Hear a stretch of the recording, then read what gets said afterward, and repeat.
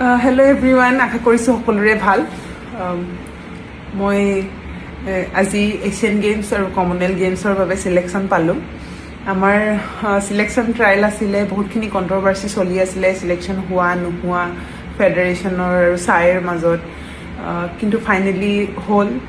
আৰু মই যিহেতু চিলেকশ্যন পাবৰ কাৰণে সক্ষম হ'লোঁ, বহুতেই বেছি ভাল লাগিছে। কাৰণ আমাৰ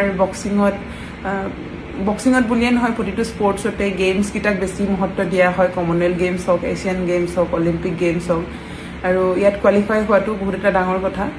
আৰু যিহেতু এছিয়ান চেম্পিয়নশ্বিপৰ অহাৰ পিছৰ পৰাই ইয়াতে ফ'কাছ আছিলে, এই চিলেকশ্যন ট্ৰায়েলৰ কাৰণে ফ'কাছ আছিলে, আৰু যেনেধৰণে ভাবিছিলোঁ তেনেধৰণেই হ'ল।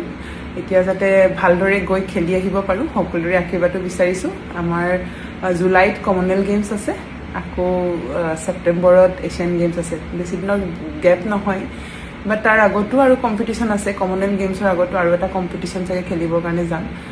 চ' বহুতে বেছি এক্সাইটেডো হৈ আছোঁ, আৰু সকলোকে ভাবিলোঁ খবৰটো দিওঁ যে মই কোৱালিফাই হ'লোঁ আমাৰ এছিয়ান গেমছ আৰু কমনৱেলথ গেমছৰ কাৰণে। Thank U.